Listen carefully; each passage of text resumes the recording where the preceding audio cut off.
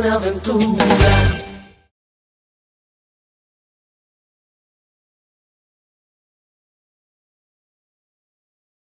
En la tarde de hoy nos acompaña el señor Gabriel Jaime Arango Velázquez, quien es educador, comunicador social y periodista, miembro del Consejo Directivo de la Cátedra Medellín Barcelona. Fue subdirector de Educación, Cultura y Bibliotecas de la Caja de Compensación Familiar Compenalco. Ha sido promotor educativo y gestor cultural de amplia trayectoria en la formulación de políticas públicas y en la elaboración de planes regionales y nacionales de desarrollo educativo y cultural. Actualmente se desempeña como director de docencia de la Universidad de AFIT. Hoy nos acompaña con su conferencia Educar para la transparencia en los procesos de formación de la educación superior. Le damos la bienvenida.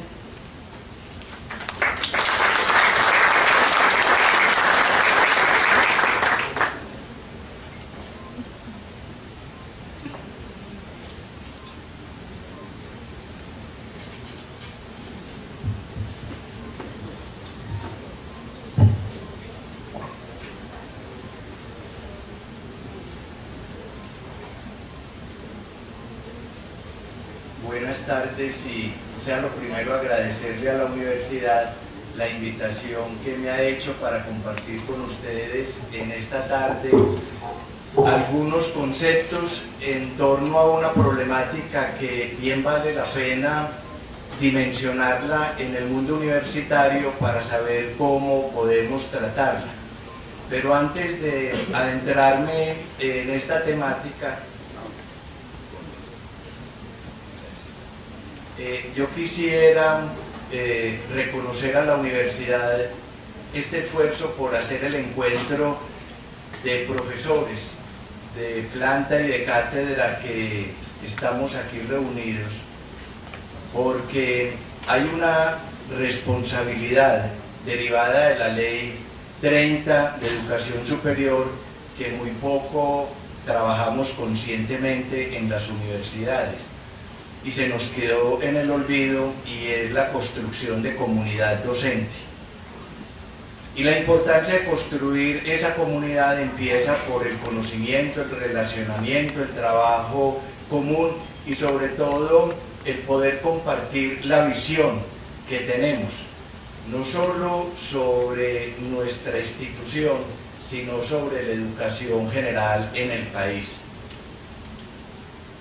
Los educadores de educación superior en Colombia este año estaremos siendo más o menos unos 110.000, que si nos sumamos a los 430.000 profesores oficiales que trabajan en el sector del preescolar a la media vocacional y a otros 80.000 o 90.000 educadores que trabajan en el sector privado de esos mismos niveles de la educación, mal contados podemos estar entonces hablando de una comunidad docente activa de 700.000 colombianos,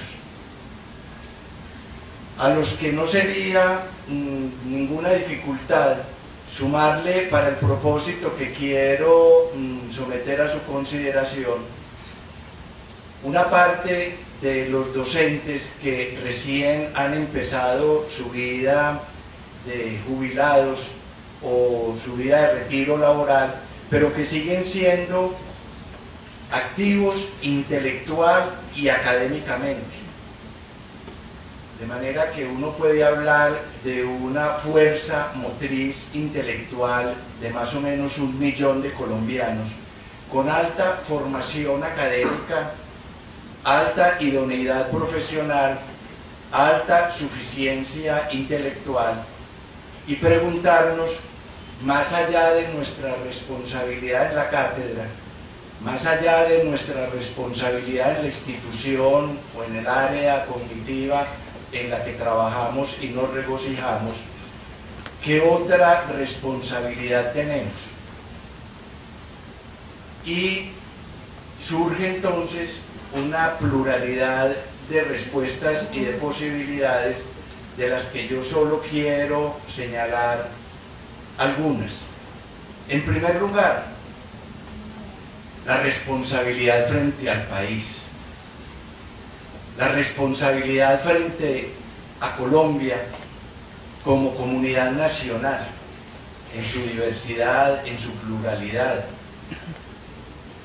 el compromiso con el devenir de Colombia, en el momento histórico en el que estamos, de posible superación a través de la vía de negociación de un conflicto armado que dicen que tiene 50 años, pero yo pienso con Gabriel García Márquez que tiene exactamente la misma edad de la vida nacional desde la independencia hasta ahora, porque es que fueron 63 guerras civiles en el siglo XIX. Entramos al siglo XX con la guerra de los 1000 días que nos llevó a perder a Panamá. Seguimos con la violencia liberal conservadora, después se mezclaron todas las que conocemos, surgió la insurgencia y vamos ahí en más o menos una vida que parece ordinaria y que de ordinaria no tiene nada porque ha sido una guerra fratricida de 200 o más años de historia. Y ser conscientes de esa historia nos podría implicar pasar de una concepción de la historia como historia de la barbarie a una concepción de la historia, como diría María Zambrano, la famosa filósofa española, a una historia ética que está por inaugurarse al amparo de la razón, al amparo de la negociación, al amparo de los acuerdos.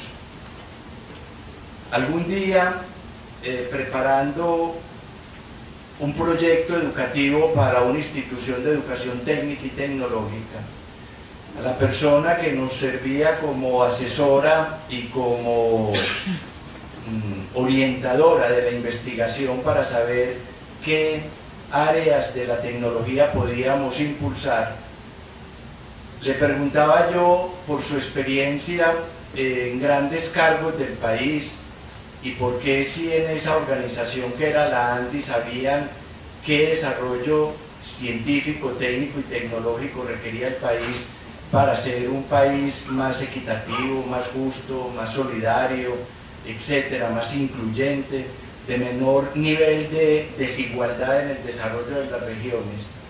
¿Por qué esa claridad no se tenía para trabajar de manera coherente? Y después de pensarlo un rato, me dijo una cosa que yo me prometí repetir cada que pudiera, y por eso a ustedes les toca oírme. Y es que después de preguntarle y él pensar, me dijo, no se ha podido resolver el problema de Colombia, porque una cosa sucede, Gabriel, y es que Colombia existe en todas partes, menos en las universidades colombianas.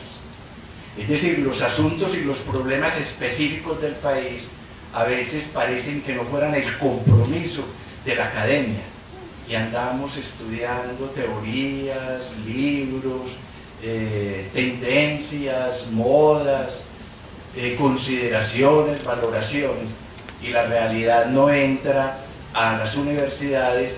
Y es más, parece a veces que si la realidad entrara a las universidades para volverse objeto de estudio, de análisis y de búsqueda de soluciones, parecería estar haciendo una subversión del orden académico.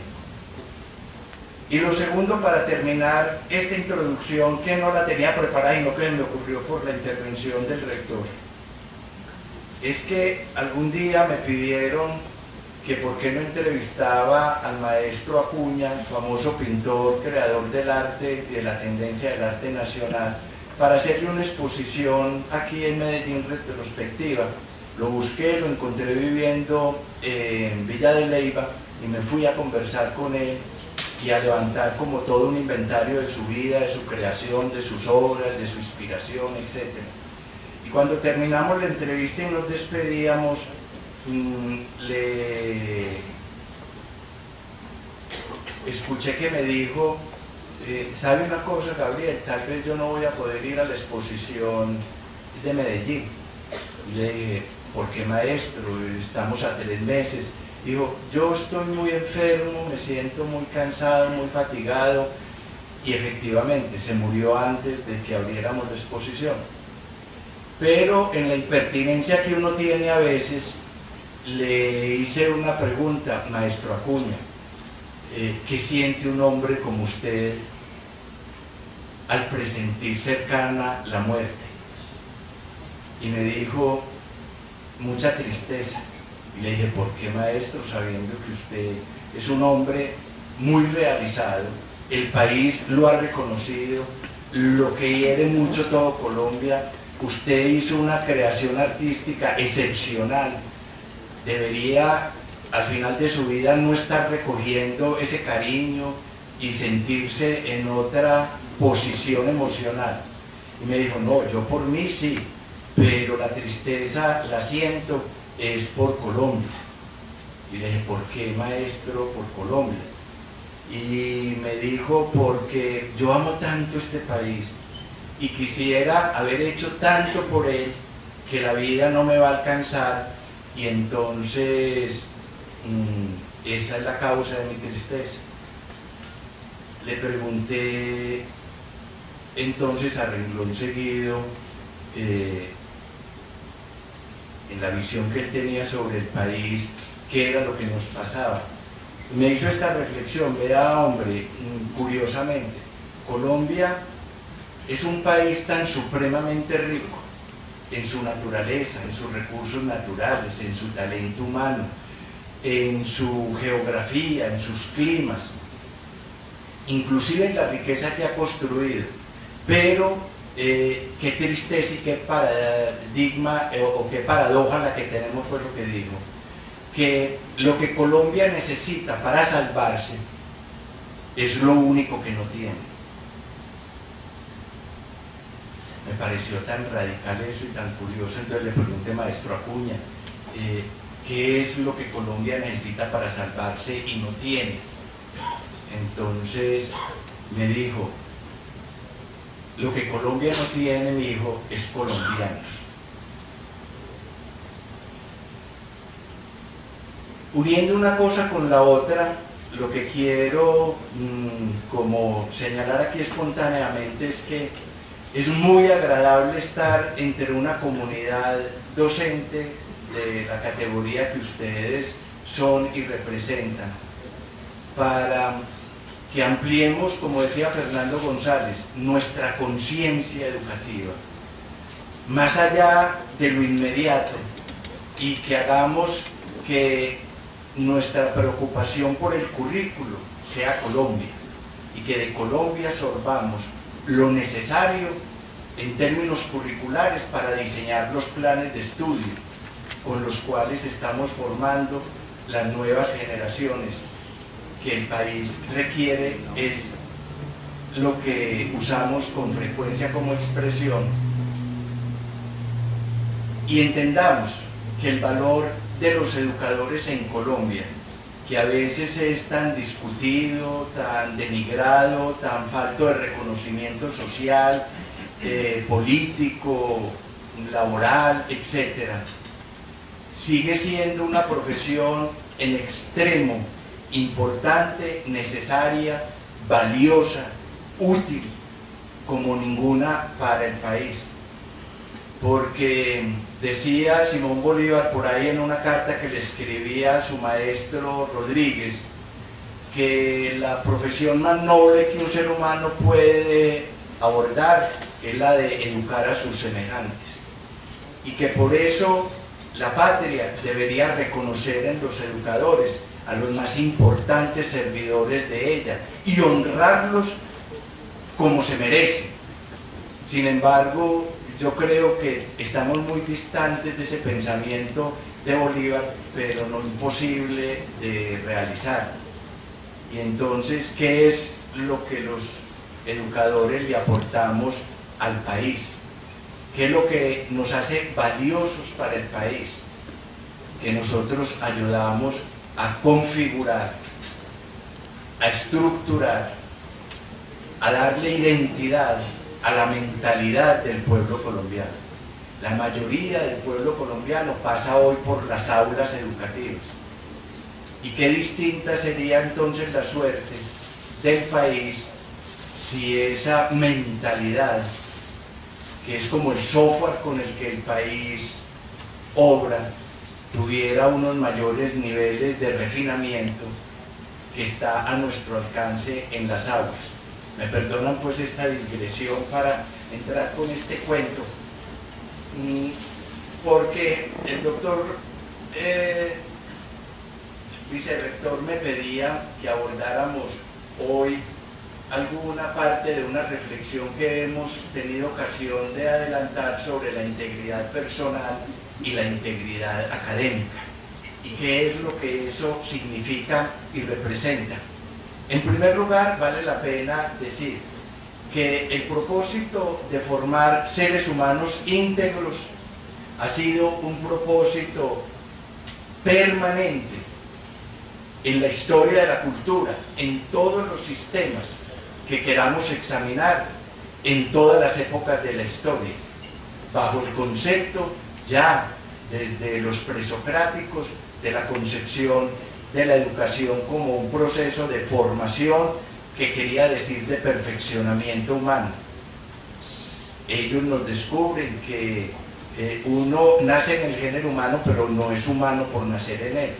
Se vuelve humano por trabajar en él y por culturizarse, es decir, por refinar esa vocación a la humanidad que es muy distinta.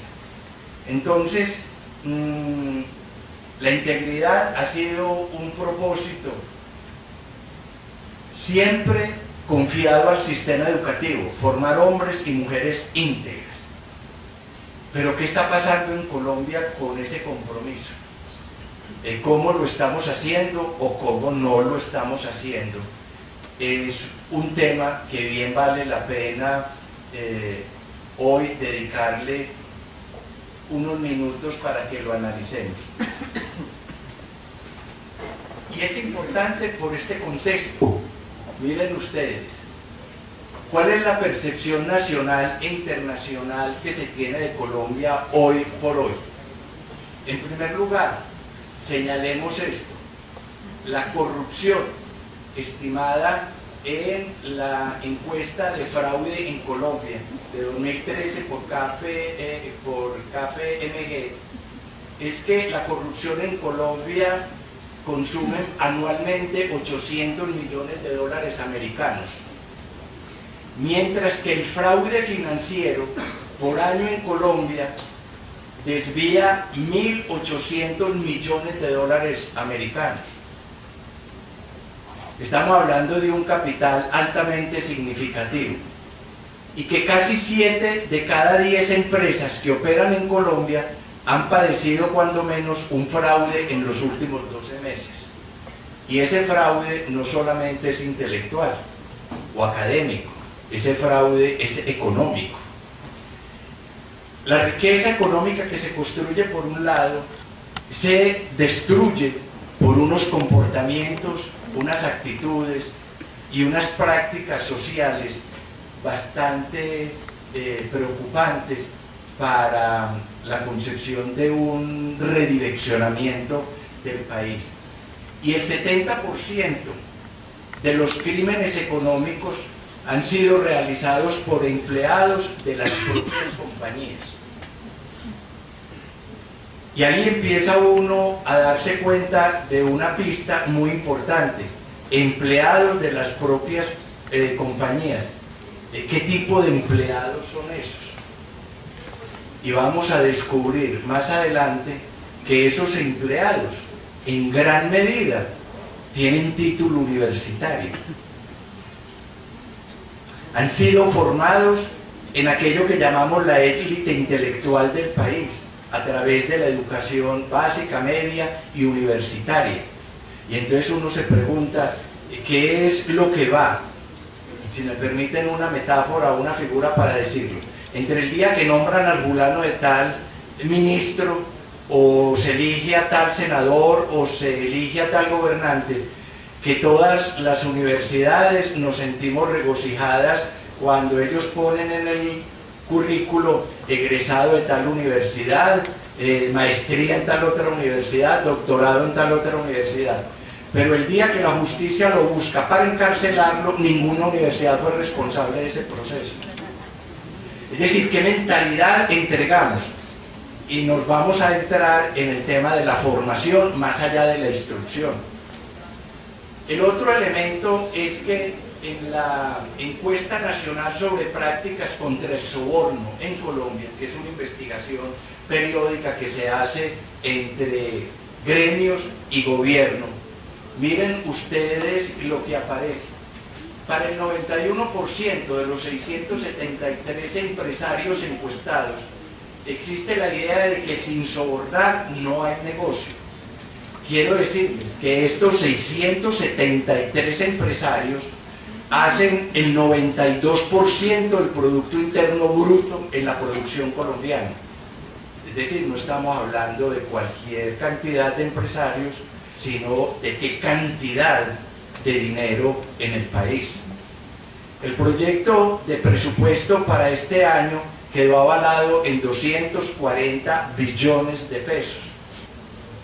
Calculen ustedes entonces sobre el presupuesto, el Producto Interno Bruto, y fíjense en ustedes cómo para gestionar y administrar la riqueza nacional, entonces hay que recurrir a una práctica como el soborno. Y fíjense en ustedes en 6 años la evolución que hemos tenido, del 2008 al 2014. Los que creen que sí es necesario sobornar están en el 91% y estamos en el 91%. ¿Qué es lo que baja realmente después de un 94 en el año 2012? En que el que no sabe no responde, aquí creció 2 puntos. Entonces, la mejora es ignorancia. Uno dice, ve, entonces lo bien que vamos no es tan bien, y lo bueno en lo que estamos no es tan bueno. Ahí hay un problema que nos va indicando a los educadores: hombre, nos tenemos que preocupar de un asunto fundamental. En la cuarta encuesta nacional sobre este tema aparece, fíjense ustedes, aquí están los años, el más oscuro es el 2014, el más clarito abajo el 2008. ¿A dónde y cómo se disfrazan los sobornos que se dan en las negociaciones público-privadas o en las negociaciones privadas? Porque tenemos una concepción de pronto equivocada al pensar que la corrupción está instalada en la administración pública y que los arcángeles, los ángeles, los querubines y los serafines están instalados en el sector privado, y eso no es verdad. Para que haya quien soborne al funcionario público, se necesita que haya en el sector privado quien proponga el soborno, y para que se pague el soborno alguien lo tiene que pedir y alguien está de acuerdo en pagarlo. Entonces, esa práctica, cuando se adquiere como una práctica normal y habitual del país, es supremamente delicada, porque nos va descubriendo que no estamos frente a un solo proceso de comportamiento económico, sino que ya tiene ribetes políticos y vamos a llegar a los morales y a los éticos. Entonces, son los gastos de representación, los regalos, los patrocinios, las donaciones, los pagos para agilizar y facilitar trámites, las contribuciones políticas y el soborno común directo y el cierre de negocios y contratos. Cuando uno ve el año 2014, en los gastos de representación estaba instalado el 29, en los regalos el 38, en los patrocinios el 24, en las donaciones el 29, en los pagos para agilizar el 65% de las actividades de transacción en el país pasan por el soborno. Las contribuciones políticas el 50%, y por eso es que dice que un buen empresario le da contribución para la campaña a todos los candidatos, porque él siempre gana con el que gana, para poder hacer negocios, y eso se llama gestión y administración. Y el soborno común el 52%. Esta radiografía también tiene su perfil esta dimensión. Fíjense ustedes, son útiles las prácticas contra el soborno en las empresas. Se disminuye la percepción sobre la utilidad de las herramientas mencionadas en los principios empresariales para contrarrestar el soborno. De un 72 en el 2008 pasamos al 67 en el 2010, en el 2012 a un 49. Es decir, la gente sigue creyendo que las prácticas internas que en administración aprendemos como prácticas de buen gobierno, códigos de buen gobierno, declaraciones de códigos de honor, etcétera, etcétera, ya por ser documentos expeditos, entonces eso solo mejora la realidad, y no es así. El 59% de los empresarios considera que la principal motivación para ofrecer un soborno a funcionarios del sector público es porque los trámites y procedimientos son muy engorrosos. Entonces se hacen normas y se legisla de tal forma que sea tan imposible para el ciudadano tramitar sus asuntos que tenga que conseguir todos los intermediarios, desde el abogado decente y correcto hasta el mediador incorrecto. Y uno dice, para que una ley sea legal, basta que haya sido formalmente hecha. Ay, muchas gracias. O se necesita también que la ley tenga un respaldo legítimo o de legitimidad ética y moral. Basta la legalidad de la ley en la forma, o se necesita que una ley sea justa, sea equitativa, sea intérprete de las aspiraciones de las mayorías de un pueblo, o vamos a jugarle a la legislación que solo es para preservar privilegios, guardar intereses de élite y garantizar negocios privados convertidos en negocios públicos. Yo los invito a ustedes a que observen simplemente como un laboratorio los que de investigación económica se ocupan, planeación nacional. Y yo creo aquí no estar faltando a ningún principio decir que planeación nacional no tiene nada de planeación y nada de nacional. Esa es una oficina privada de negocios de las multinacionales, a las que los gobiernos colombianos le entregan periódicamente este país convertido en toneladas, en barriles, en hectáreas, en lo que sea necesario comprar, hasta Isagen. Entonces, estamos frente a un problema que de verdad tiene dimensiones mayúsculas, porque tenemos la esperanza de que al salir del conflicto en La Habana, si se llega pues al final, se va a inaugurar un nuevo país. No, vamos a tener una condición favorable, pero el país que está por construirse es otro y muy distante. Entonces, ¿qué es lo que pasa con ese profesional? Esto me da mucha pena citarlo, pero como fue público, entonces lo traje en la presentación.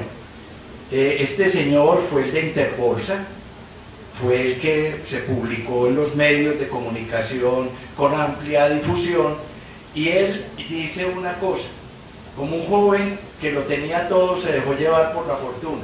El principal testigo en el debacle de Interbolsa reconoce sus errores. Él dice: la gente me tenía que ver como un ser superior, que no se equivocaba, que todo lo tenía controlado y que fácilmente controlaba los problemas y las dificultades. Mi prioridad era yo y nadie más. Yo era inexpugnable. Mientras Interbolsa siguiera creciendo y yo de la mano de ella, todo se valía. Eso es lo que en ciencias humanas y sociales es la teoría del individualismo, del personalismo a ultranza y de la gente que uno le dice que por favor conjugue el verbo ser en sus 6 personas, y muy académicos dicen yo soy 6 veces, porque el otro no existe, el tú tampoco, el nosotros menos. Pero ¿a dónde se forma esa mentalidad? Se forma en los procesos de formación académica, en buena medida. No somos los únicos responsables, pero sí somos en gran medida responsables de eso. Hasta que la vida se hartó de los excesos míos y de Interbolsa, y viene la quiebra y el desplome, totalmente merecido, sin duda. La cultura de irresponsabilidad y soberbia que dominaba la compañía era demasiado fuerte, y este tipo de conductas jamás prosperarán. Entonces él pide perdón. Y uno ve esto y dice, ah, es que será que nos faltó formación en ciencias sociales y formación en ciencias humanas. Y entonces ¿será que hay que trabajar en eso? Posiblemente sí, posiblemente de otra manera como lo hemos hecho. Pero algo no está marchando en Colombia, digo yo, cuando el nuevo marco para el desarrollo de la ciencia, la tecnología y la innovación en Colombia, que ustedes acaban de recibir, expedido ahora a finales del año 2015, expresa dos cosas que tenemos que discutir en la academia. La primera es que Colciencia no vuelve a patrocinar proyectos de ciencias sociales ni humanas. Y segundo, que la formación de doctores no es cuestión de Colciencias, es cuestión del Ministerio de Educación, que afortunadamente para Planeación Nacional no tiene plata en el presupuesto para invertir en eso. Entiende uno y empieza uno a entender el país de una manera que es una lectura diferente. Bueno, como para ir saliendo de este infierno, estoy como los jesuitas, que cuando le hacen a uno ejercicio espiritual, lo primero que hacen es que lo meten al infierno. Y después uno queda muy agradecido porque así quieren el purgatorio, ¿no? Pero yo digo que es preferible sufrir que vivir engañados. Entonces es mejor conocer los datos aunque nos hagan sufrir, que no pensar que estamos en el paraíso terrenal. En esta, que es una encuesta mundial, que es el índice de estados fallidos a 2014, con un puntaje de 83.1 sobre 120, Colombia ocupa el puesto 59 en 378 países que se midieron.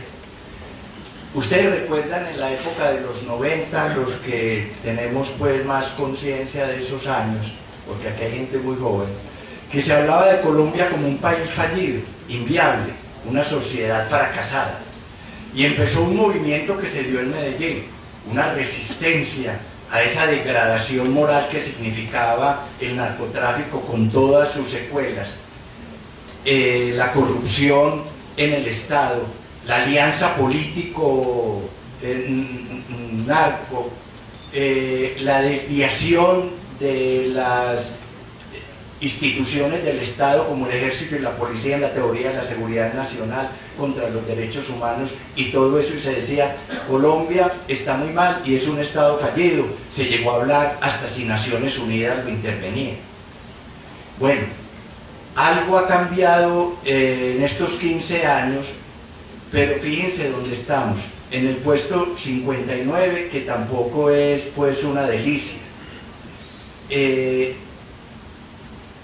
¿Y por qué estamos entre los países que tienen riesgos de ser fallidos?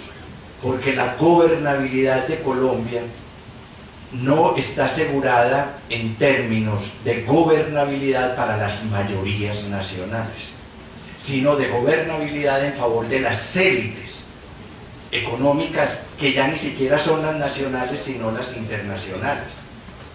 Entonces uno va sintiendo que el país se va desvaneciendo, el país se va perdiendo y nosotros vamos pasando a ser unos sujetos muy particulares, porque en Colombia, si ustedes me lo permiten en términos un poco de caricatura, ser ciudadano no vale nada. ¿Qué vale en Colombia? Ser socio, eso sí vale. Ser cuentaviente, ni me lo digan. Ser afiliado, extraordinario. Ser inversionista, magnífico. Pero que usted llegue a cualquier parte a que lo atiendan como ciudadano, eso no es nada. Entonces, ¿a dónde está la ciudadanía? ¿Dónde está el valor que heredamos de la independencia, que nos convirtió de sujetos, o que mejor dicho, nos convirtió fue de esclavos y siervos en sujetos de derechos y de deberes, al amparo de todo lo que fue la construcción del siglo de las luces, la Revolución Francesa, las guerras de independencia? Hoy, ser ciudadano en Colombia es no ser nada. Ahí tenemos una responsabilidad grave. La otra encuesta es una encuesta sobre la reputación del país. A nivel internacional, nosotros ocupamos en el 2013 el puesto 45, ocupábamos el 44. Entonces, aquí estamos en Colombia, en reputación internacional. Miren ustedes que ya Venezuela tenía los problemas de los que los medios de comunicación nos hablan y sin embargo tiene una reputación internacional mucho mejor que Colombia. Y uno se pregunta, pero Colombia no es la de los medios de comunicación donde todo está tan bien, tan extraordinario, maravilloso, vivimos de partido en partido de fútbol, de reinado en reinado de belleza y de telenovela en telenovela. No, es que ese país no es el real. El país urbano no es el país rural. El país de las clases trabajadoras no es el país de las élites. Hoy, aquí, de cada 100 colombianos, 69 se van a acostar habiendo solo comido una ingesta en el día. Esa Colombia es la que nosotros nos merecemos. A esa Colombia es a la que nosotros le trabajamos. ¿O vamos a ponernos en la mira de otra Colombia? Entonces, ya terminando con esta radiografía para acercarnos más al país, miren la conclusión del informe de transparencia por Colombia. De los 32 departamentos de Colombia, solo 4 tienen un riesgo moderado: Antioquia, Santander, Caldas y Meta, es decir, en la gestión de lo público. El resto del país está en unas condiciones que son, de riesgo muy alto y alto, apenas algunos en medio y en moderado los que tenemos, pero mire, en riesgo alto ninguna entidad territorial, en poco riesgo ninguna entidad territorial de las 32 del país. Y acabamos de pasar elecciones y de elegir. ¿A quiénes elegimos? ¿Cómo los vamos a controlar? ¿Cómo les hacemos seguimiento? ¿Cómo hacemos que se cumplan? Bueno, ante esta situación, miren ustedes la investigación, que aquí encuentran toda la información en la página, de cuál es el perfil de ese profesional que generalmente causa ese desastre nacional del que hemos venido hablando. Miren el perfil que tiene: sexo masculino, edad de 31 a 40 años, con años de servicio en la empresa o en la institución donde trabaja entre 6 y más, y con un nivel educativo profesional. Ahí es donde los educadores de educación superior tenemos que abrir nuestra consideración y pensar qué es lo que estamos haciendo y cómo lo estamos haciendo. Porque en el afán de profesionalizar se nos ha olvidado una tareita que tenemos, que es el desarrollo integral del ser humano. Entonces, termino este diagnóstico con Antanas Mockus. Antanas Mockus, en su texto Los anfibios culturales, dice una cosa que él percibió como rector de la Universidad Nacional, como alcalde de Bogotá, como político en el movimiento verde, en todo su andar por la vida nacional, que cuando el individuo no tiene una moral sólida que respalde la importancia del cumplimiento de la norma, ya sea por el mero placer de actuar rectamente, profunda conciencia sobre lo ético, por el temor a sentirse mal después, que es el papel de la culpa, o por el temor a las consecuencias legales, que es la relación con la ley, con la autoridad, es muy factible que cometa actos que irán en contra de la moral cultural o legalmente aceptable. Con esta afirmación de Antanas Mockus, uno lo que se da cuenta es que la formación del ser humano tiene que tener una posición irrenunciable. No importan las tendencias, no importan las presiones, no importan las épocas. Hacer en la educación, educación moral, educación cívico-política, educación ciudadana. Sin eso no hay sociedad. Entonces, miremos el concepto de integridad rápidamente. La preocupación de nosotros hoy en las universidades colombianas es la integridad académica. Estamos asustados con la falta de integridad académica, el plagio, la copia, la cita inadecuada, el uso indebido de los derechos de autor, la sustitución de nombres, la presentación de exámenes por otros, la resolución de los exámenes por teléfono. Ahora ni se diga de esos micrófonos pequeños que en Amazon valen $42 y se ponen en el interior del oído y tiene uno la posibilidad de escuchar y de que lo oigan con los mínimos decibeles y preguntarle al que tiene por ahí en alguna parte cómo se resuelve el problema que estoy resolviendo aquí. Entonces nos plantea una cosa: ¿vamos a luchar contra la tecnología o vamos a instalar en el software otras actitudes diferentes? Entonces la integridad, que tiene pues su origen en el latín, intacto y puro, tiene muchas traducciones en el español: honrado, honesto, directo, veraz, responsable, puntual, leal, pulcro, disciplinado, congruente, probo y firme. Y después dicen que el español es muy pobre, por lo tenemos que aprender inglés. Bueno, denota el respeto de alguien por los demás, pero ojo a la condición: gracias al respeto que siente por sí mismo y al control emocional de que es capaz en sus acciones. Entonces, la persona íntegra que se expresa con estas condiciones ante cualquier circunstancia de la vida, no lo hace solamente por el otro, sino porque él es consciente de sí mismo, de su identidad, de su dignidad, de su valor como persona, y entonces le concede a los demás el derecho de ser respetados en la misma forma que él tiene. Pero, ¿qué es lo que pasa? Que ante una sociedad donde la identidad, la dignidad humana no es reconocida, no es valorada, no se sabe en qué radica, no se sabe en qué está, es decir, ante un pueblo sin dignidad, cualquier cosa que suceda es normal. Haciendo el plan de desarrollo cultural de Colombia en una época que me tocó dirigirlo, yo le pedí al gobierno francés que me prestara un asesor que había trabajado mucho en el Ministerio de Cultura, en la planeación de la cultura, y era un gran teórico para resolver qué es lo que en la cultura se planea o no se planea, de qué es de lo que se debe ocupar el Estado en la cultura y de qué no se debe ocupar, etc.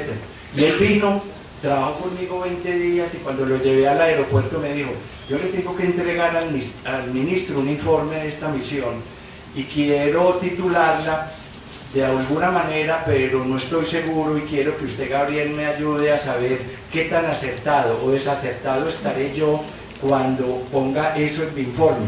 Y le digo: pues si estoy en condiciones de responderle, con mucho gusto. Y la pregunta que me hizo es: yo podría definir a Colombia como un país donde lo anormal se vive como normalidad. Y sí, aquí estamos instalados en la normalidad de la anormalidad. Bueno, entonces, eso implica que tengamos un compromiso con formar personas íntegras en el mundo académico y en la universidad particularmente. Una persona íntegra es aquella que, al obrar en cualquier situación que la vida le depare, lo hace siempre inspirado en principios de orden moral, tales como justicia, corrección, honradez, bondad, bien común y todos los demás valores superiores de la cultura. Como condición necesaria para permanecer fiel a sí mismo y ser socialmente intachable. Entonces, el principio de la rectitud humana, de la honradez, de la veracidad, de la integridad, surge en el interior de la persona, no en la norma externa. Eso lo saben los psicólogos, y entre ustedes sí que los hay buenos. ¿A quién le obedece uno? Solo cuando la convicción surge de lo profundo del ser humano, él le pone alineación a su voluntad y a los principios y a los valores en los que confía para regir el destino de su vida. Una persona íntegra es alguien en quien se puede confiar porque siempre hace lo correcto, por las razones correctas y del modo correcto. Esto está hasta en Wikipedia. Pero no está instalada en la cabeza de los colombianos. ¿Y qué es hacer lo correcto? Significa hacer todo aquello que consideramos bien para nosotros. Fíjense ustedes, vuelve a ser el referente la persona y que no afecta negativamente los intereses de las demás personas. Entonces hay que construir la identidad, hay que construir la personalidad. Pero ¿quién de nosotros trabaja conscientemente en la construcción de esas dimensiones? Sabiendo que eso no se tasa en la bolsa de valores, como decía Fernando González, que a los antioqueños nos hablaban de valores y creíamos que no estaban hablando de la bolsa.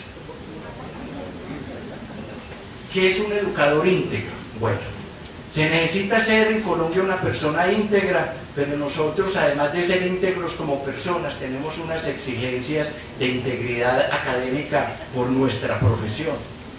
Yo me atrevo a decir que de un educador la sociedad espera que éste sea íntegro, que posea las cualidades y condiciones anteriormente descritas y que además en el ejercicio de su profesión ejerza en forma constante la autoevaluación frente a los resultados de su labor. Un educador que no se está autoevaluando permanentemente, se le pueden pasar inadvertidas sus actitudes, sus comportamientos y sus prácticas, y se va deslizando en la misma mediocridad que, como la fuerza de gravedad, nos arrastra. ¿Y para qué esa autoevaluación? Para recibir crítica constructiva que se nos formula, para reconocer a los alumnos y a los colegas como esos otros que merecen toda nuestra consideración y nuestro aprecio. Porque haciendo uso de las palabras de Guillermo Hoyos, el famoso rector de la Javeriana y educador de primera magnitud en este país, la educación es un proceso comunicativo fundamentalmente que se establece entre los actores, profesor y alumno.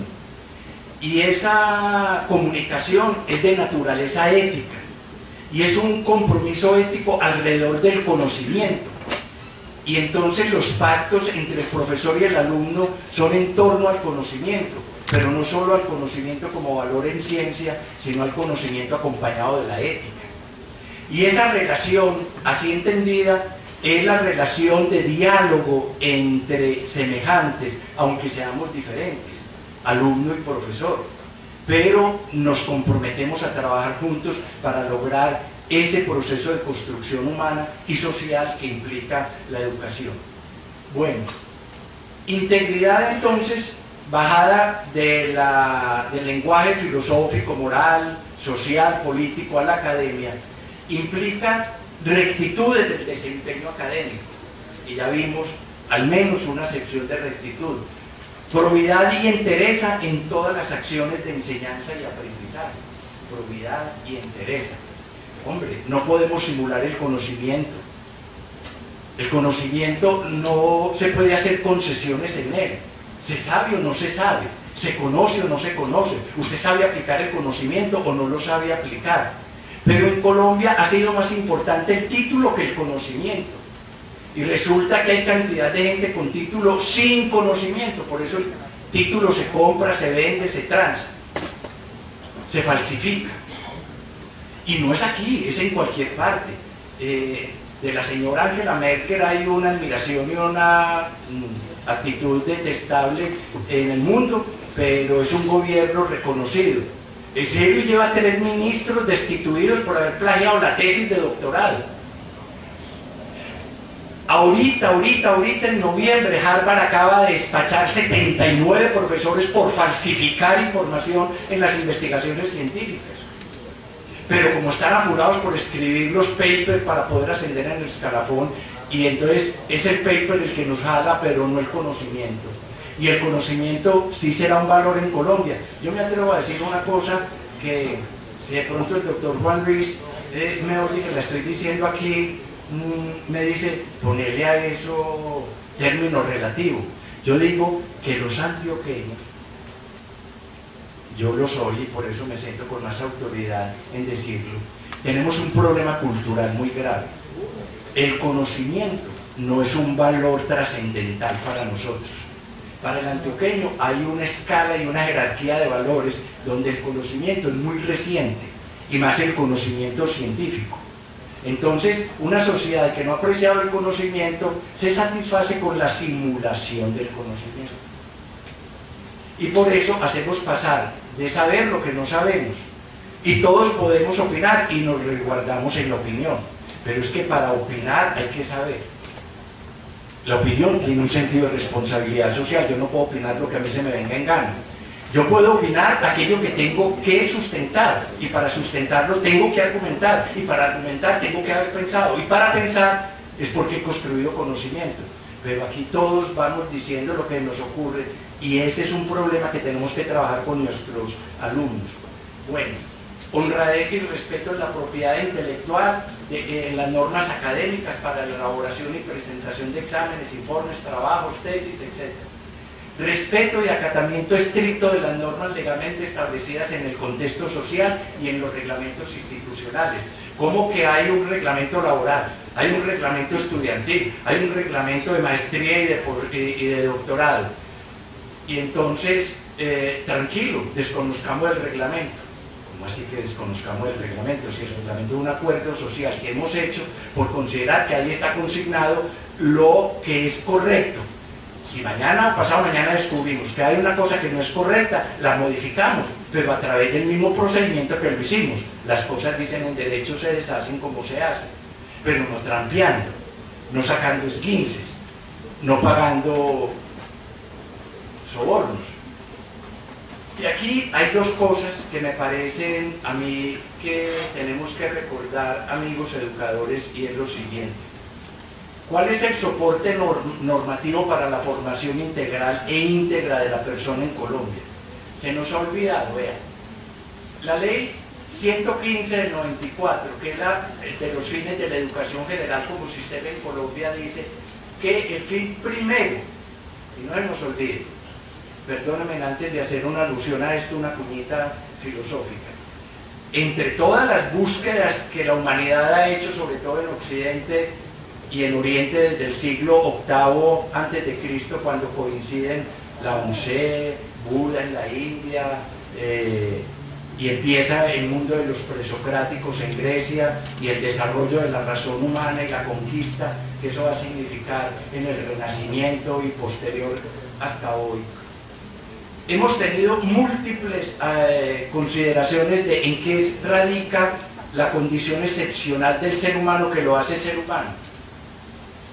Y hay muchas, desde que somos racionales, otros dirán que irracionales, y hay gente que se empeña en demostrarlo, pero que estamos condenados a la libertad, que sabemos decidir, etcétera, etcétera. Pero la verdad, si uno suma toda esa cantidad de discursos filosóficos, es que el ser humano tiene intencionalidad y fines. Somos la única especie que de verdad construye finalidad, intenciona sus actos y su acción. Cuando le ponemos intencionalidad a la acción, estamos hablando de los fines. Y por eso es tan importante que en los fines del sistema educativo colombiano, que fue una ley que se discutió más de 3 años, se diga que el primero de ellos es el pleno desarrollo de la personalidad, sin más limitaciones que la que le imponen los derechos de los demás y el orden jurídico, dentro de un proceso de formación integral física, psíquica, intelectual, moral, espiritual, social, afectiva, ética, cívica y demás valores humanos.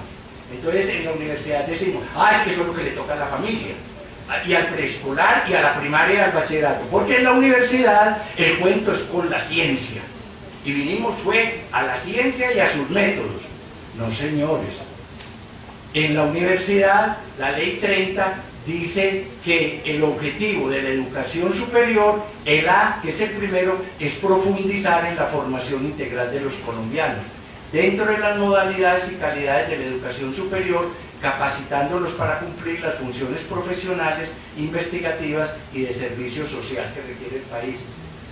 Eso es muy sencillo de entenderlo, pues piensa uno, como decimos todos los que nos equivocamos, eso es muy sencillo. Es que se trata de hacer primero que todo hombres y mujeres íntegros. Ese es el papel de la educación. Sobre esos seres se forman los ciudadanos, inteligentes, participativos, ilustrados, conscientes de sus derechos y sus deberes, de sus responsabilidades. Y ahí sí, sobre la persona y sobre el ciudadano, formemos el trabajador que se va a vincular a la sociedad y al mundo de la producción. Pero formar trabajadores sin formar primero el ciudadano y el ser integral es muy peligroso. Yo creía que eso solamente era un error que cometíamos por aquí, pero me encantó el discurso del presidente de la Asociación de Rectores de las Universidades de la Unión Europea, que hace como unos 3 años en Helsinki, un rumano que estaba ejerciendo, hizo un discurso de instalación de las jornadas de reflexión para empezar un año académico, y fue muy sencillito y muy pequeño el discurso. Le llamó la atención a los rectores para que se preocuparan y se ocuparan en el trabajo correcto de las universidades. Y el trabajo correcto de las universidades para él era no preparar los nuevos bárbaros de la humanidad. Y definió los nuevos bárbaros de la humanidad como los científicos capaces de todo sin ética y sin moral. Y ese fue el discurso que le he hecho. Es decir, ciencia y ética son absolutamente necesarias en el diálogo de formación intelectual y académica. Y entre una y la otra está la moral, pero a nosotros nos ocurrió en Colombia que la moral era un asunto religioso y que no teníamos que ocuparnos de eso. Y entonces, ¿a dónde está la construcción de la moral civil? Por eso la pobre Constitución del 91 ya le han metido más de 38 contrarreformas, porque nadie la defiende, nadie la reconoce, nadie la valora. Y tiene tantos enemigos es porque se atrevió a proponer la construcción de una ética laica en Colombia y de una moral laica. Y entonces nos da los valores que un colombiano debe tener. Y uno se pregunta, ¿sí estaremos incorporando en los procesos de formación a los colombianos? Tal vez sí, tal vez no, tal vez regularmente. Bueno, yo les quiero contar, para terminar entonces, que hay 5 universidades en Medellín: la de Antioquia, la Nacional Seccional de aquí, la Universidad de Medellín, la Bolivariana, la Salle y AFID, que decidimos hacer un trabajo conjunto para promover la integridad académica, para promover la integridad personal en nuestros proyectos educativos, para prevenir toda esa falta de integridad académica de la que estamos siendo hoy testigos. Y entonces nos inscribimos a este Centro Internacional de Integridad Académica desde el año 2012 y participamos periódicamente en las conferencias internacionales que se han realizado, donde estamos intercambiando conceptos con muchas universidades del mundo, como casi 1.800 universidades, para ver cómo incorporar en nuestros proyectos educativos estas preocupaciones por la integridad. Creamos un programa que en EAFID denominamos Atreverse a Pensar. ¿Y qué es atreverse a pensar? Es fundamentalmente un programa de formación continua de la universidad mediante el cual se fomentan y estimulan comportamientos humanos fundamentados en normas legales. Ese es el comienzo, el punto de partida, pero no es suficiente, sino fundamentadas en valores morales de origen religioso o de origen laico, en criterios de racionalidad, en principios éticos y considerando las incidencias sociales que nuestro actuar tiene. El exalcalde Gaviria, cuando se cayó el edificio de Space, en la noche de premiación de los maestros de Medellín, dijo una cosa que a mí me pareció importante que la percibiera un gobernante, independiente de estar uno o no de acuerdo con su gobierno, con su gobernabilidad, etc. Y es que él dijo que antes de que se quebraran las vigas y las columnas del Space, ya se habían quebrado las normas morales de los calculistas. Y eso es cierto.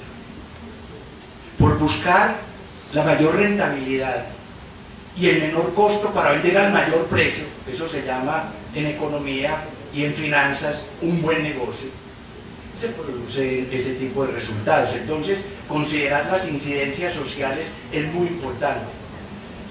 En una de sus aplicaciones institucionales, este programa entonces está orientado, porque nosotros sufrimos en EAFIR lo mismo que se está sufriendo en todas las universidades, está orientado a la prevención y erradicación de cualquier forma de fraude académico o administrativo y a garantizar el pleno respeto de los derechos de autor por parte de estudiantes y profesores en todas las actividades académicas, según nos lo ordenó el Consejo Superior.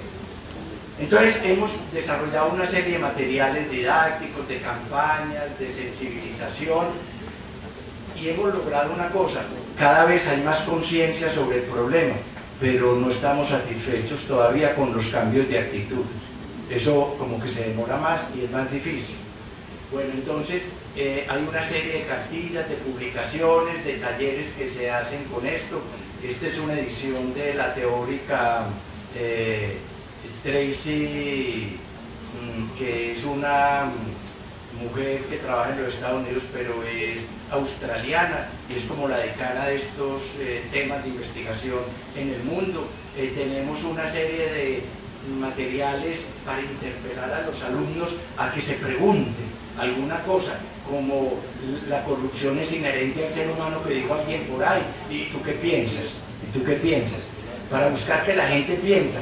El vivo vive el bobo. Pues sí, eso es lo que vimos aquí en la cultura antioqueña, pero amigo, ¿usted qué piensa de eso? Y fije posición. Es que me dio papaya, entonces me lo tiré en el negocio. Bueno, pero ¿usted qué piensa de eso? Y así una serie de materiales. ¿Sabes quién hace trabajos?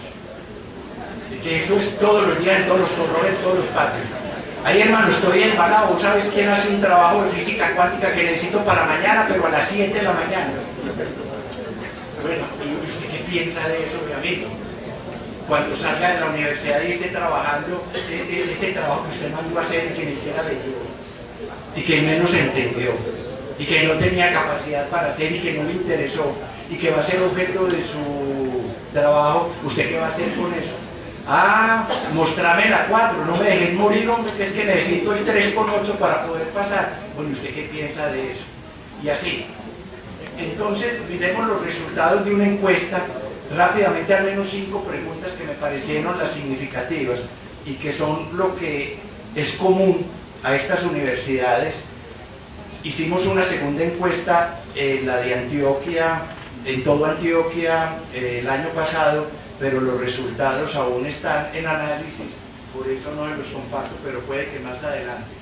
Y es que después de 2 años de haber implementado una primera encuesta de integridad académica en la universidad, inspirado en este libro que ustedes tal vez conocen, Normas de Papel, de Mauricio García Villegas, se volvió a correr y hemos llegado pues con una investigación que está en la ficha técnica a estas preguntas.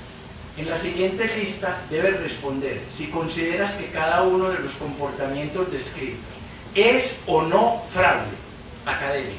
Para saber qué entienden los muchachos por fraude y saber de qué estamos hablando cuando hablamos de fraude. Marca sí cuando consideres que es un fraude académico. Entonces aquí tienen ustedes las respuestas en los 2 años. La grisecita del 2011 y la del 2013. Ellos consideran que fraude es suplantar a un compañero en una prueba, que es muy común en las universidades. Copiar las respuestas de un compañero en un examen, copiar el trabajo de un compañero, bajar un trabajo de internet y presentarlo como propio, utilizar herramientas que no están autorizadas en un examen, presentar un certificado médico falso para justificar una inasistencia. Hay muchachos que les ha muerto hasta 4 veces la abuelita y llevan el certificado, ¿no? Y los ojos hinchados de llorar toda la noche. Porque no. Copiar y pegar un texto de internet sin hacer referencia, dejar que un compañero copie mi respuesta en un examen, prestar un trabajo que existe para que alguien lo copie, utilizar ideas de un autor sin citarlo, copiar o parafrasear sin hacer la referencia correspondiente, aparecer como miembro de un grupo sin haber colaborado o incluir a alguien en un grupo sin que haya colaborado. Estas fueron como las más fuertes comportamientos que ellos identificaron como fraude académico. Pero hay muchos más, solo que en porcentajes menores. Entonces la plaga que existe en Medellín no es la del zancudo que no está pegando todo lo que no está pegando. La plaga que hay en Medellín es esta: entregar a la sociedad profesionales con una cosa que el rector y el vicerrector saben muy bien. Yo no sé si todos los profesores somos conscientes. Como estamos tan contentos en los actos de grado, no caemos en cuenta. Es que República de Colombia dice el diploma. En su nombre, la Universidad de San Buenaventura. En atención a que Gabriel Jaime cumplió con, entonces le otorga el título de, ¿qué es eso?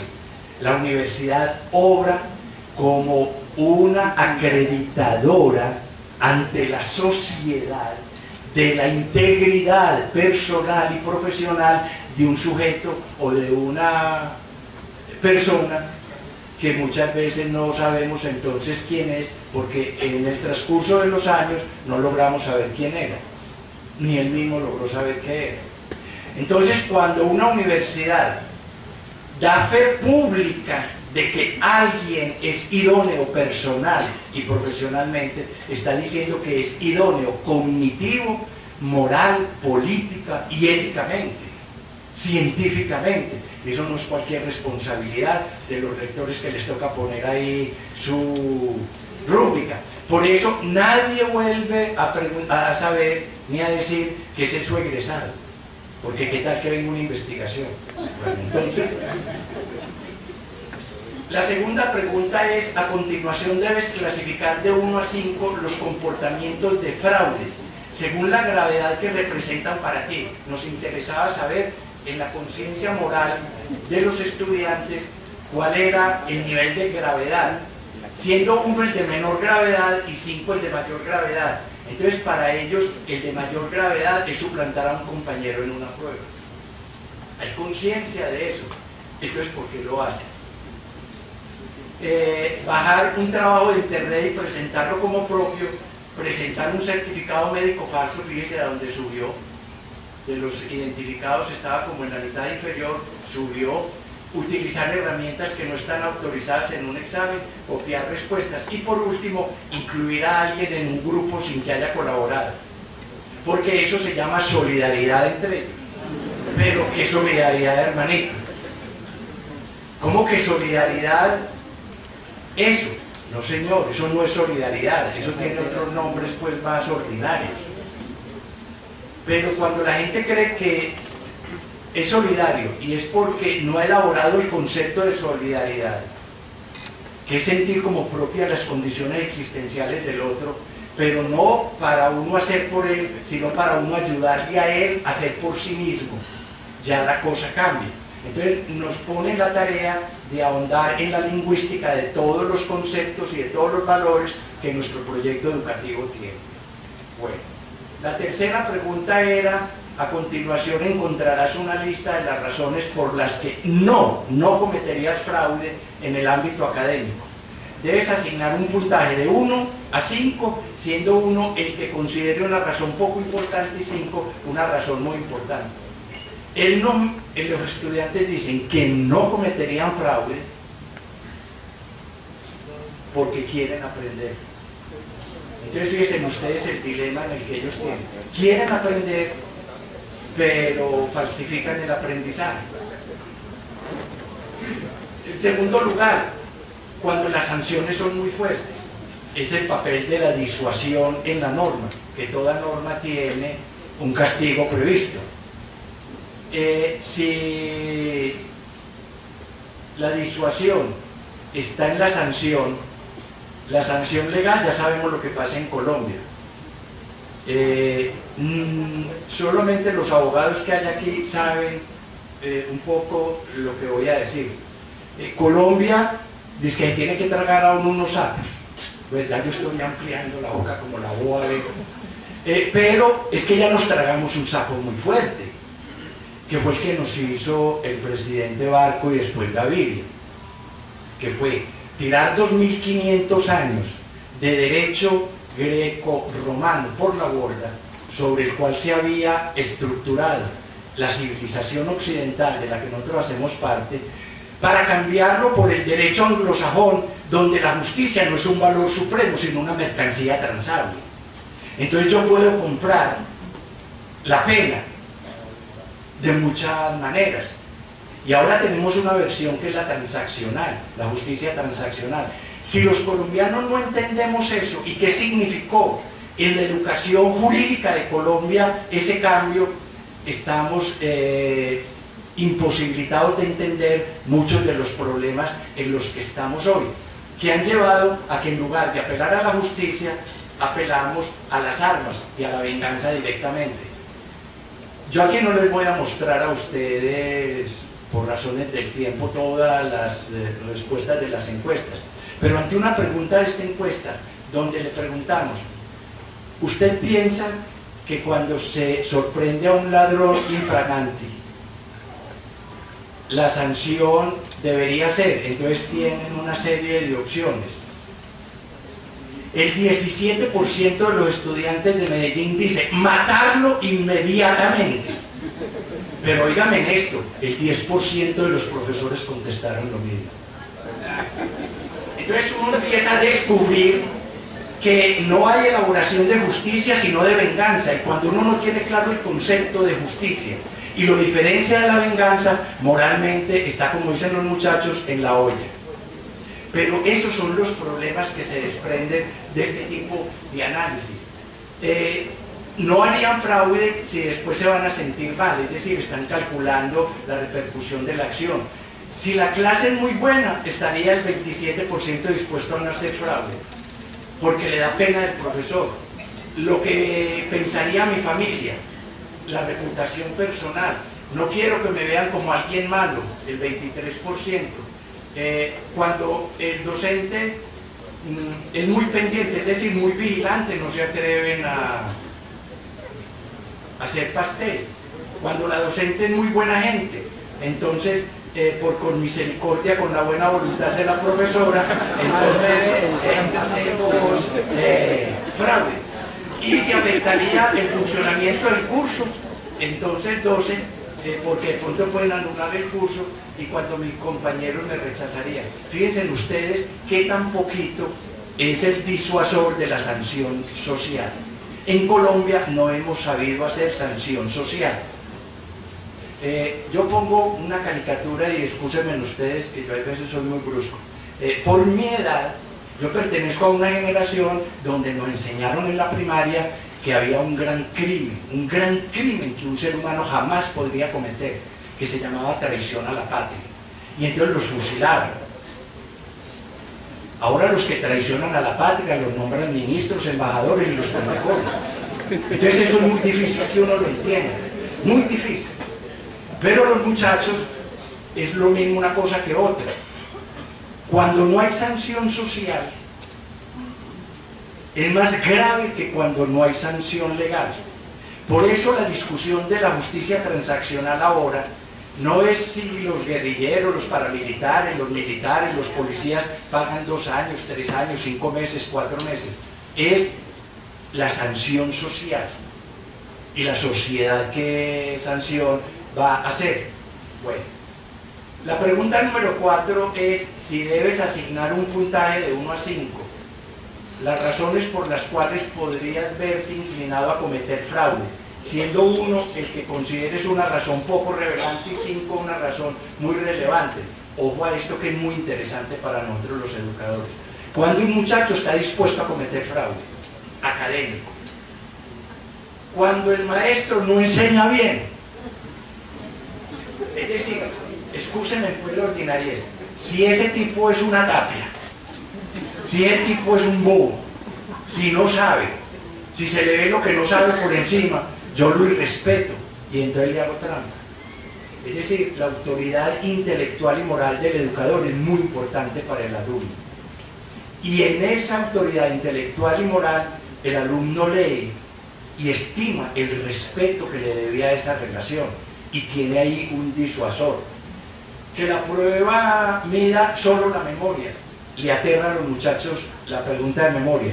Entonces, como hay exámenes que se van haciéndose el mismo desde hace 10 años y ya los muchachos se lo saben y se lo venden a las generaciones que vienen, entonces, pues si lo que hay que aprender es de memoria, se aprenden las respuestas de memoria y no se aprenden el contenido del curso. Tener mucho trabajo académico, por eso la dosificación en el currículo y en las responsabilidades es muy importante. Un reclamo que los alumnos hacen muy frecuentemente es que los contenidos del currículo del plan de estudios correspondan con el tiempo que se tiene. Ellos prefieren que haya más posibilidades para el conocimiento y entonces que el contenido sea dosificado o que le pongan más tiempo a los contenidos. Bueno, ahí hay un problema de administración educativa bastante importante para él. No manejar bien el tema, que la evaluación no tenga un objetivo claro para mí.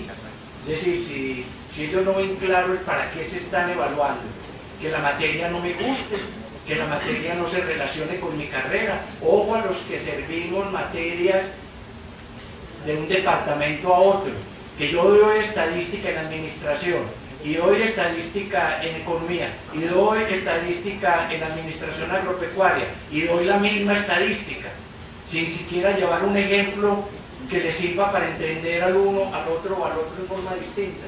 Ahí mismo se desprestigia ese profesor, y ese es el que le hacen la trampa.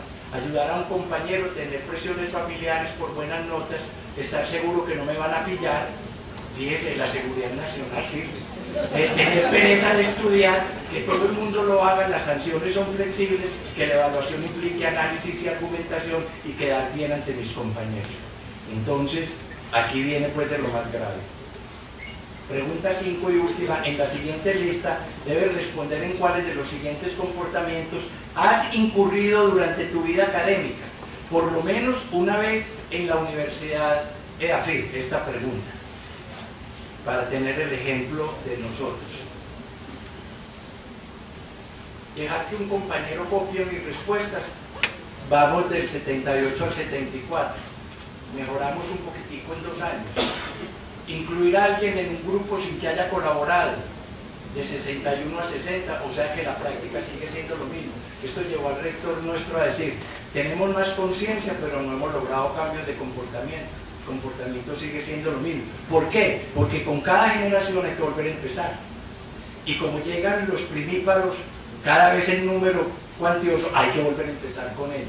Prestar un trabajo que hiciste para que alguien lo copie, copiarlo para parafrasear sin hacer la referencia, utilizar ideas de un autor sin citarlo, y por último suplantar a un compañero en una prueba. Este trabajo de integridad académica no se puede hacer sin hacer un trabajo de integridad personal. Entonces, ¿qué impactos tenemos de este trabajo? El incremento del nivel de conciencia en el personal estudiantil, profesoral y administrativo sobre el valor de la integridad y el perjuicio humano y social del fraude académico. El posicionamiento de la universidad como un instituto institución comprometida con la formación integral de la persona, la integridad académica y la cultura ciudadana. Visibilización de las actitudes, comportamientos, prácticas, medios que comprometen la integridad académica con el fin de prevenirlos y tratarlos. Miren esta palabra aquí, y es con la formación integral de la persona. La formación integral de la persona es otro tema muy largo que ya nos cogió aquí la hora del pico y placa. Espero que ustedes tengan cargo y me tengan que ir. Bueno, fíjense ustedes, 256 veces dice la legislación educativa de Colombia formación integral. Yo hago esta pregunta en todas partes. ¿Cuántas veces nos hemos reunido las comunidades académicas por departamento, por facultad, por universidad, a dilucidar qué quiere decir formación integral? Para saber de qué estamos hablando, si esa es la función principal que nos encomienda la sociedad a nosotros.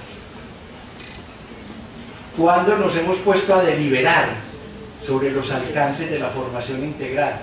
Y yo estoy seguro que muy poquitas veces. Nos hemos ocupado de muchos otros temas de educación. Pues bien, miren, formar integralmente es formar atendiendo simultáneamente todas las dimensiones de la personalidad. Y todas las dimensiones de la personalidad no son difíciles de identificar. Por eso en los planes de estudio de todo programa suele haber materias y acciones dirigidas a eso, el desarrollo corporal. Todos somos seres corpóreos. ¿Quién de nosotros se entiende sin el cuerpo? Gracias al cuerpo ocupamos el tiempo y el espacio, somos seres históricos y sabemos quiénes somos, al menos en qué fecha nacimos y en dónde estamos. El desarrollo de la mente y de la inteligencia, la capacidad racional, del pensamiento. La educación de la dimensión de los sentimientos y de los afectos en el ser humano, que son tan educables como la razón y la inteligencia. La formación de la dimensión expresiva, comunicativa del ser humano presente en el lenguaje. No se nos olvide que pensamos con el lenguaje. Con el lenguaje construimos las representaciones de la realidad física o cultural, que son los conceptos. Y si no entendemos los conceptos es porque no entendemos las palabras. Y si no entendemos las palabras, imposible hacer conceptos. Y no es que sea yo muy bruto, sino que estoy imposibilitado de acceder al conocimiento y de pensar. Por eso cada profesor tiene que hacer una tarea muy específica con el lenguaje propio de su disciplina para lograr que sea incorporado realmente en el entendimiento que merece. Tenemos que educar la dimensión de las relaciones interpersonales, que son un gran capital social de toda personalidad. Educar la voluntad como la capacidad que nos ayuda a dirimir el deber y el querer. Cuándo debo y cuándo quiero, y cómo subordino el deber al querer. Hay que educar la conciencia y la dimensión estética del ser humano, que es fundamental para vivir, es la mejor muleta para vivir. La formación de la conciencia y de la dimensión estética de la vida. La educación lúdica del ser humano, la dimensión lúdica, es que la vida es para gozarla. Pero el que crea que la goza en una motocicleta a 120 kilómetros borracho un viernes por la noche, ya ese pobre está jodido. La vida para gozarla está en otra parte. Hay que educar la dimensión vocacional del ser humano. Nos hemos preguntado qué es la vocación, más allá de querer un ejercicio profesional, como realización personal de lo que está en la interioridad humana, y el para qué se forma profesional. La formación cívica y política, la formación ética y moral, la formación sexual, y hoy por hoy sí que es una temática, después de haber salido de los tabú en los que estuvimos durante tanto tiempo. Hay que educar la dimensión trascendente del hombre, porque el hombre está llamado a la trascendencia, como decía Jasper en la filosofía, a salir de sí al encuentro con el otro, o al salir en búsqueda de la divinidad, de lo absoluto, ¿por qué negarle a un muchacho esa posibilidad que se necesita para darle sentido a la vida? Entonces la formación integral, yo no puedo decir que yo, como soy profesor de matemáticas y el tema que me toca es derivadas, entonces no tengo que ocuparme de nada más. Eso no puede ser así, mis amigos. Por eso tenemos el vacío en la educación colombiana que se ve en ese comportamiento. Tenemos que hacer una visibilización de las actitudes, comportamientos, prácticas y medios que comprometen la integridad académica con el fin de prevenirlos y tratarlos. Tenemos que percibir entre los estudiantes y profesores la disminución de los hechos de fraude académico. Eso hay que medirlo, hay que tener indicadores. Esa peste hay que saber si la estamos controlando o no, y con acciones positivas. Una participación activa del comité de estudiantes de atreverse a pensar en los talleres de inducción para los nuevos estudiantes. Nos está dando muy buen resultado. ¿Sabe qué hicimos? Me excusan lo que les voy a decir. Vean, profesores, en la universidad, les hemos dicho tanto que nos ayuden a posicionar este tema y ustedes no lo quieren hacer, o no son capaces de hacerlo, o no desean hacerlo. Bueno, entonces se lo encomendamos a los líderes estudiantiles que organizaron unos grupos y están utilizando el liderazgo estudiantil y la capacidad de aprendizaje entre pares, y nos ha dado mucho mejor resultado que la acción de los profesores. Pero es una tristeza que los profesores nos imaginemos de semejante tarea, que es la que le da sentido a nuestra profesión. Bueno, y aquí está el final. Miren ustedes, en la encuesta de integridad y cultura universitaria, que les dije que apenas estamos procesando los datos y por eso no traje ilustración, y quizás que hubiera traído.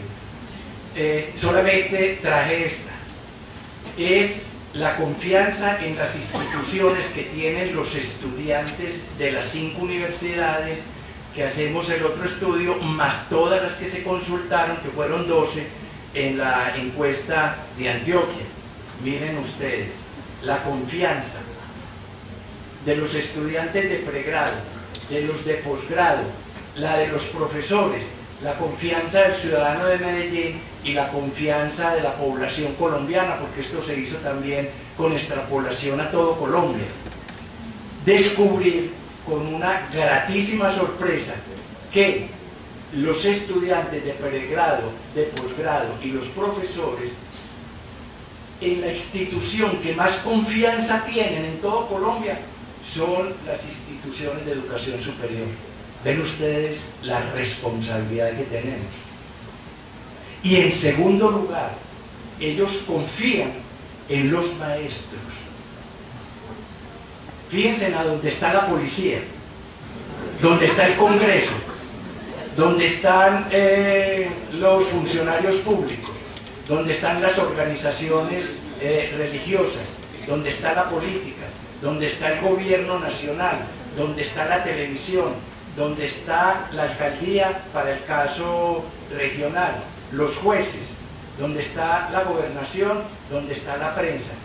Entonces, si a mí me preguntan hoy, a la luz de esto, podemos estar equivocados, ¿dónde está la gran reserva de la esperanza para construir un colombiano mejor, un ciudadano más ejemplar? Está en las instituciones donde nosotros estamos y están en nuestras manos. Cuando esa tarea la tiene uno, ustedes piensan que hay margen para fallar. Imposible.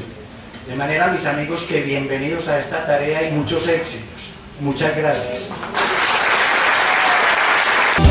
Somos Universidad